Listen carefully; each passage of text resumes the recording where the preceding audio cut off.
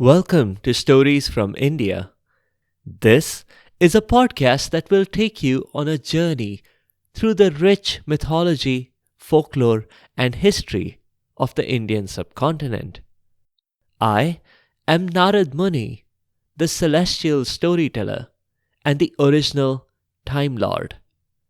With my ability to travel through space and time, I can bring you exciting and fascinating stories from the past, the present, and the future.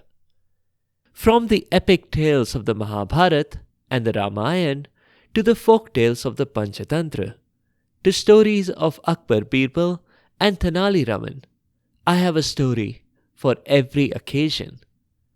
The purpose of the stories is neither to pass judgment nor to indoctrinate.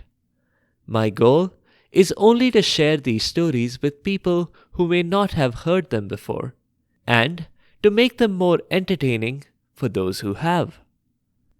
You may have heard of Harry Potter, the boy who cheated death multiple times.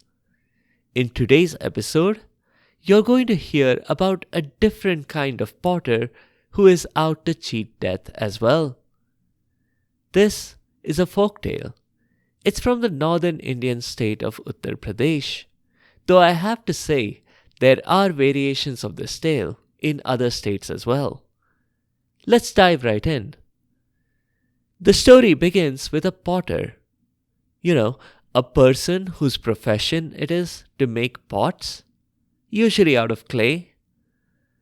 In the original, he doesn't have a name. But I think it is completely justified if we call him Hari. Hari is a common name in India. Hari Potter lived by himself. He had no family. He had grown up pretty much by himself. Unlike his illustrious near namesake, Hari didn't even have an uncle and aunt to take care of him, even if grudgingly. And if Harry Potter's life was a series of never-ending twists and turns, Harry Potter's life was exactly the opposite. Because once the boy had chosen his profession, every day was turning out to be exactly the same. Every single day, he would be woken up by roosters crowing in the neighborhood. He'd get up, put himself on the outside of a strong cup of tea and some parathas, and then begin work. His workshop was in his own backyard. There was an orders list he was working off of. Every day, he'd look at the list, decide how much clay he needed, measure the clay, fetch some water, fire up his oven, spin up his wheel, and then start making pots. He put the pots in the oven, he'd check them, and inspect each one with a quality control stamp, and exchange it for money or food when his customers came to pick up the orders. When he was done, he'd shut down the oven, put everything away, eat his dinner, and go to sleep. The next day, it was exactly the same thing. There was no variation in his schedule at all. Indeed, the most excitement in his life happened when one day, while reading the customer order list, it slipped from his fingers and fell to the ground. The physical action of picking it up wasn't the problem. It was that the simple action of picking up the list was so unusual for him that he was shocked by the realization of this departure from routine. Harry Potter had just been following a script so far. He had been making pots exactly the way his customers wanted. Now, he decided that he needed to do something different. He was going to make something else. The customer order list could wait. So Hari picked up some clay and started molding it into a shape. He didn't use his wheel or any blueprints or any anachronistic CAD software either. Honestly, I don't think Hari himself knew what he was making until after he had made it. It was an idol of Vishnu. Seeing the complete piece of work gave him enormous satisfaction. But then he felt some rumblings in his stomach, which served as a reminder that working on his personal projects wasn't the path to filling his stomach. But he was in for a surprise. Before his first customer, a rich merchant, arrived to pick up his pot, Hari had prepared an elaborate excuse for why the pot wasn't yet ready. "About your pot, sir. You see, it's this way. I was sitting here, minding my own business, when out of the corner of my eye, I saw something absolutely fascinating." But the merchant wasn't paying him any attention. "What is that?" the merchant asked. "That's an idol of Vishnu, sir. Now back to your pot. As I was saying, I was minding my own business when..." But the merchant interrupted again. "It's exquisite. It's stupefying. It's fantabulous." Hari was starting to lose patience. "Look here. Do you want to know about your pot or not? You already paid me 2 copper coins in advance." "Forget the pot, and you can keep the copper coins. Just sell me this idol for 2 gold coins." That shocked Hari into silence. "2 gold coins?" he said, amazed. He walked to the idol and picked it up. "Don't bother wrapping it. I'll take it as it is," a new voice said. It was another of Hari's customers.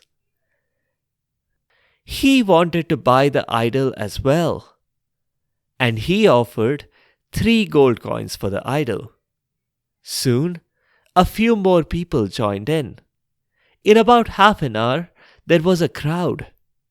In fact, when a less affluent but quite regular customer showed up to collect his pot, he had a bit of a rude shock. The bouncer in the dark glasses consulted an imaginary list and told this customer that he wasn't cool enough to be on it. And to not touch the velvet rope, please. And to make way for the next celebrity that was coming by to bid on Hari Potter's idol. Hari sold it ultimately to the highest bidder. And in doing so, he made more money in that one sale than he usually did in a year. And after that, there was no going back. Hari could not make ordinary pots after that. From that day on, it was just idols for him. He had magic in his hands. There was no denying it. Every idol that he made had an exquisite amount of detail. The precision in his work was simply stunning. And because of that, every one of his idols was unique. There was a slight difference in expression, posture, and attire of each idol. And every one of those idols sold for a massive profit. Day and night, Hari Potter did not think of anything else except how to make more idols. He envisioned hiring thousands of employees and a moving production line. But ultimately, he gave it up for a future innovator to try. Maybe on something less complicated, like chariots or something.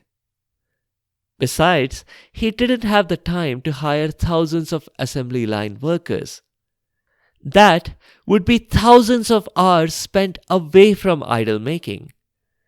So Harry Potter continued to make idols all by himself and continued to sell them for a ridiculous amount. This went on for years and then decades. You might be wondering two things. Was he facing any competition? And what did he do with his profits? The answer to the first question is simple. There was no competition because no one could match Harry Potter in precision or the detail of his idols. As for the second, Harry Potter was following the wisdom of his financial advisor. His financial advisor had said that there were lots of investment vehicles, but if he wanted to grow his money, the fastest would be to invest in land. So Harry went home, excited, and dug lots of holes around his home and buried all the money there. He had been meaning, for some time, to dig up the gold to check if it had really grown, as the financial advisor had claimed it would. But somehow or the other, he never had the time to check. Another thing that he kept putting off was a Tirth Yatra, a journey to every single religious spot in the country.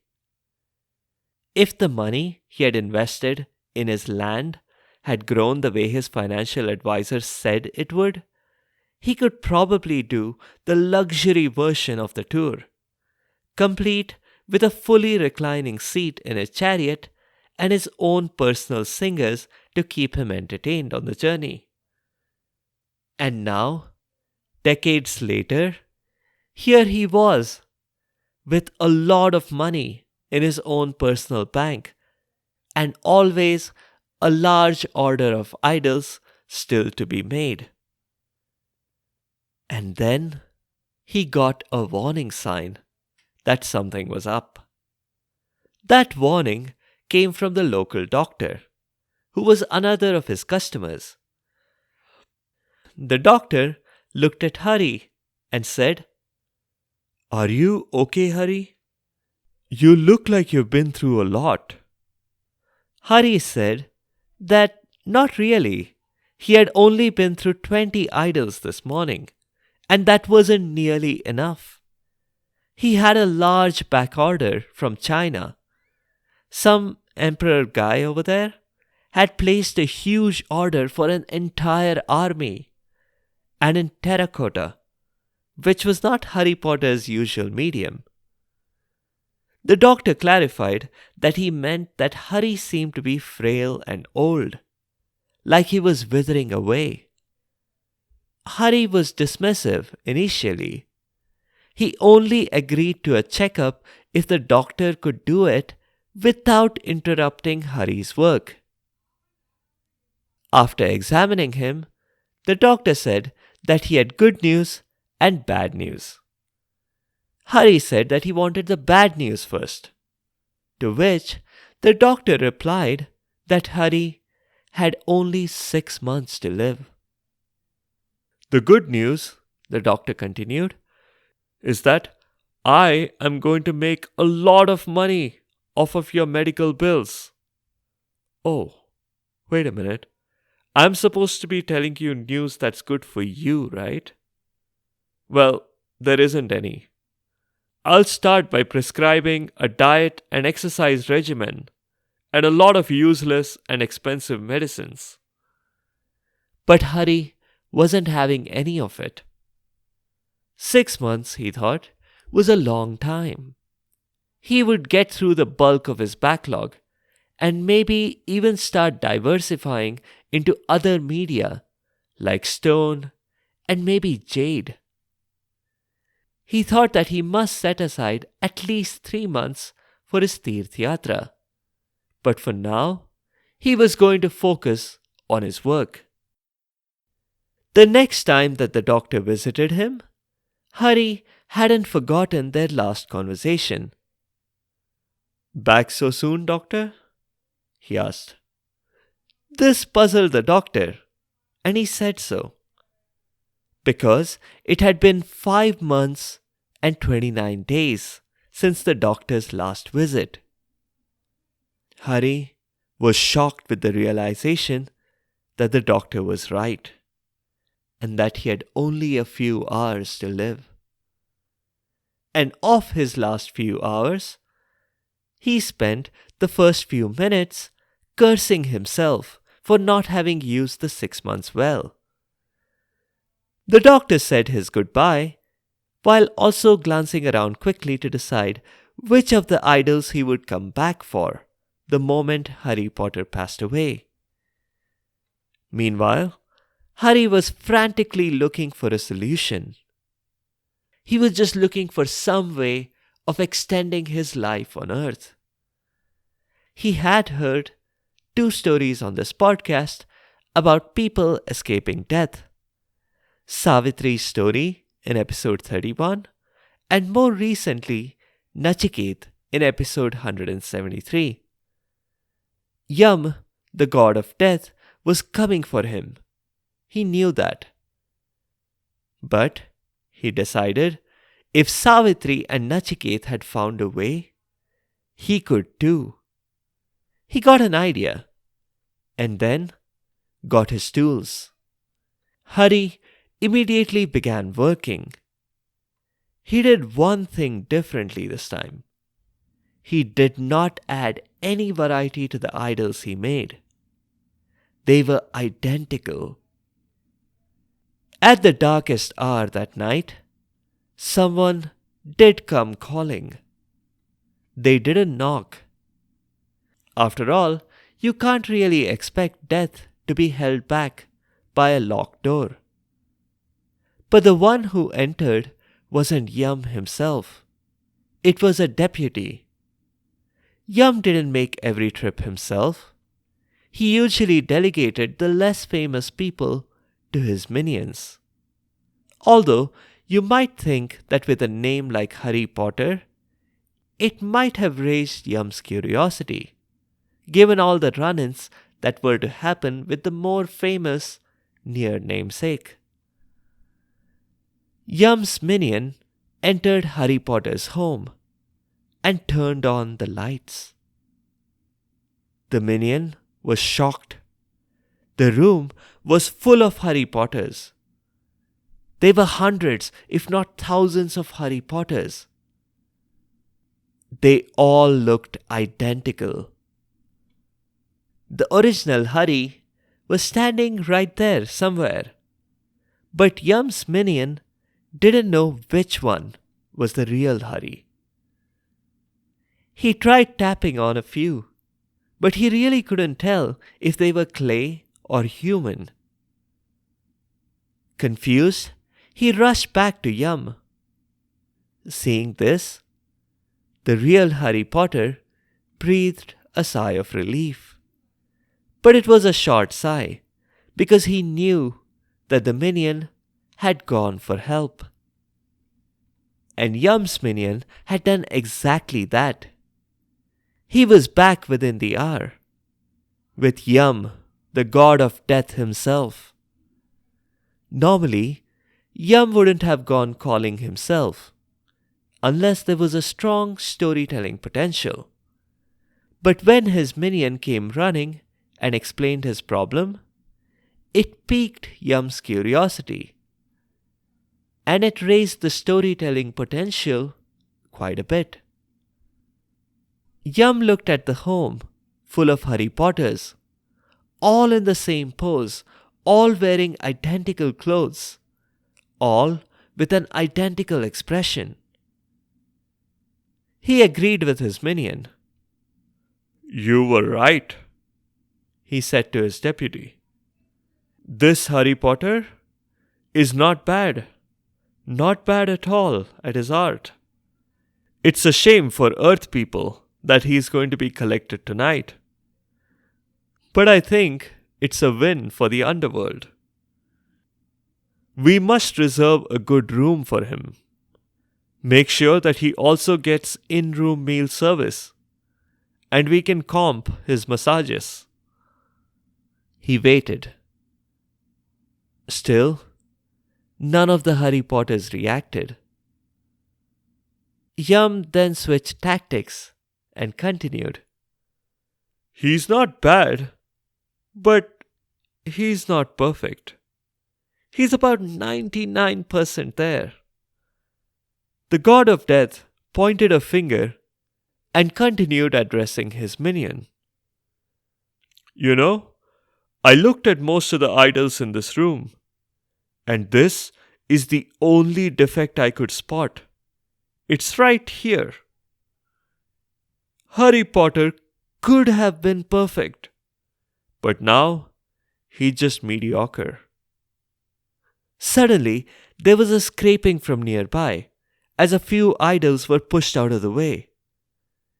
An incensed voice spoke up. "How dare you, sir, stand in my room and challenge my work? Every piece of art I have ever created has been perfect. I demand that you show me what you claim to be a defect, or withdraw your claim and apologize." Yum and his minion grinned.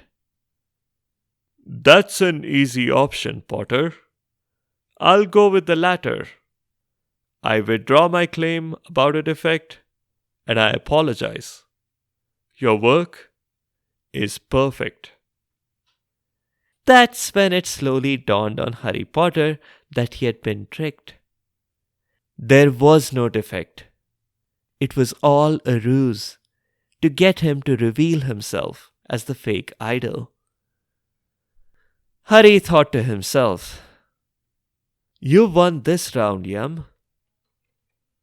But believe me, I'm not going to be a happy camper in the underworld. I'm going to do everything that I can to make life difficult for you." A couple of notes. The moral of the original story was all about why it's important to offer your wealth to wise men and to go to religious places. Naturally, this moral had deep support from said wise men, as well as Tirth Yatra tour companies. The trick of hiding yourself like a needle in a haystack is used often in pop culture. Bruce Wayne did it in Batman Begins, and Rajnikant did that as a robot in one of his movies. That's all for this time. Just 2 episodes ago, we covered a story from the Ramayana about a crow. Next week, we are going to see another crow and Ramayana connection. We'll cover the story of Kakbushundi. One of you requested the story of this sage, so we are going to do exactly that.